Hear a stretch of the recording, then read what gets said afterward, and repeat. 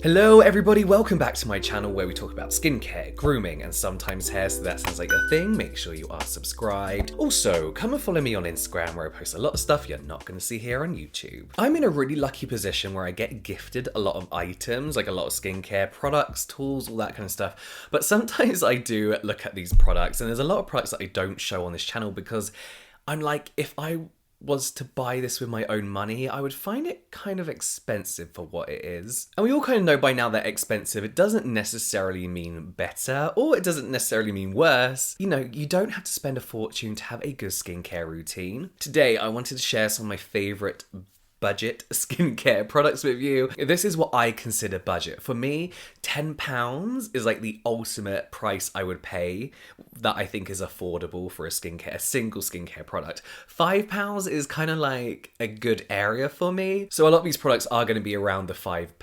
region. Let's start off with the first product. This is more like a money saving tip. This is the Nexcare Hydrocolloid Patches. No, dressings, sorry. I love pimple patches. You've heard me talk about CosRx pimple patches, Starface, Zit Sticker, some of my favorite pimple patches that really do a great job at either stopping you picking, minimizing the redness. Zit Sticker and Starface are a little bit more on, like, I would say premium side, but the CosRx patches are $6 for 24 patches of variant sizes, which I think is an actual bargain. But Nexcare sell these basically pimple patch sheets. You can see them there. And you'll see that they have like a little grid on them, like little lines that you can cut along. The idea is that obviously if you graze your knee or your elbow or whatever, you cut it in half or across or whatever and stick it on the injury. But if you were to cut these down to pimple patch sizes, you get around 120 to 135 patches, depending on how big or small you cut the patches.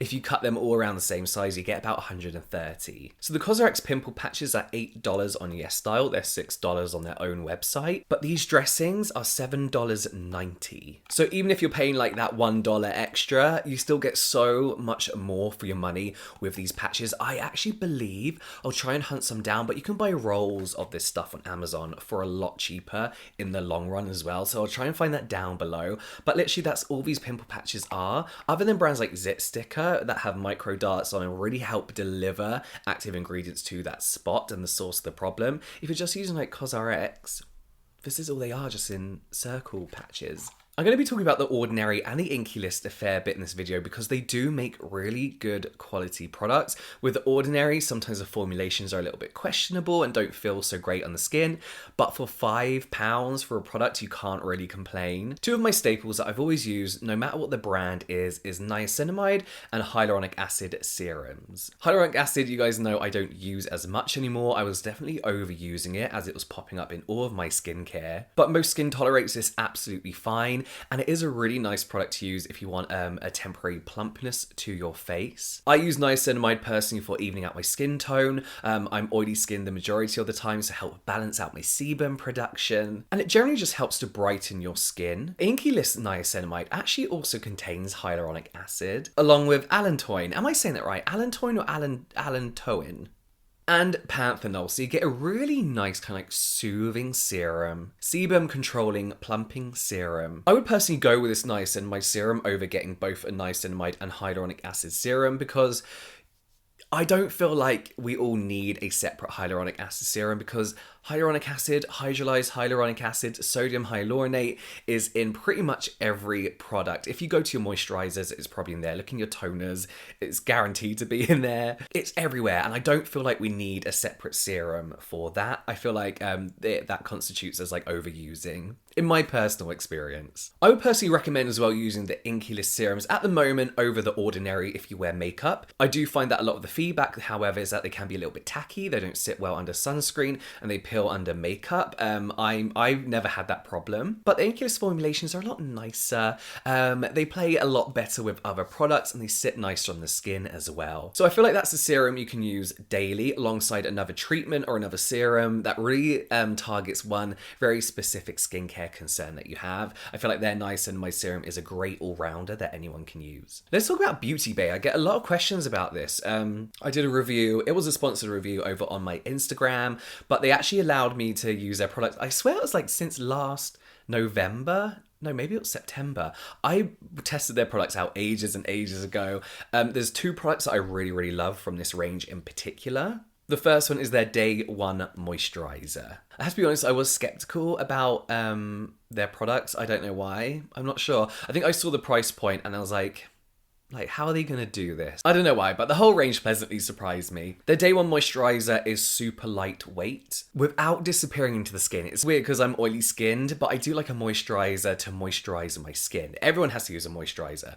I don't want my moisturizer to sink in and disappear like a lot of moisturizers targeted at oily skin does, if that makes sense. It contains olive squalane, which is obviously going to help against moisture loss. It does great stuff for your skin barrier as well. Makes your skin feel super smooth. And this also has glycerin in, which I love in a moisturizer. It's my go-to humectant now. I don't use hyaluronic acid. But yeah, this moisturizer is really just simple, but nice. Very nice. I feel like if you're super, super dry, it might be too light for you. The other product is the Super Jelly Cleansing Gel. Again, another really, really simple product. It's one of those cleansers that once you get it on the face, you don't really feel it on your face. It doesn't foam up. Its main cleansing ingredient is avocado oil, and it contains prebiotics as well, which supposedly keeps your skin barrier healthy. I'm not sure how much research has actually gone into that, and prebiotics being applied to the skin. I don't know. To be honest, the rest of the ingredients are really, really simple. There's nothing massively impressive or non-impressive in a good way. It just cleanses,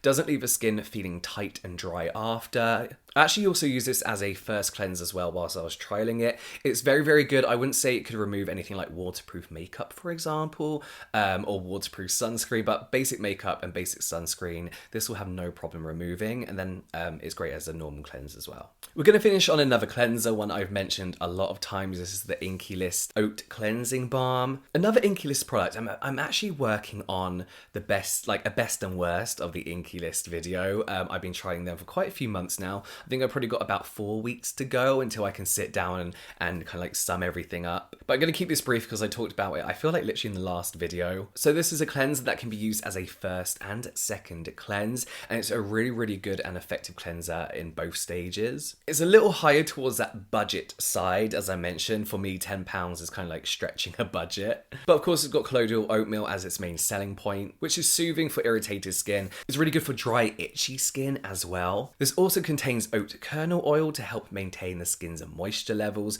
They also say that oat kernel oil can help with blackheads as well, which I don't know, I'll have to look into that, I'm not really sure.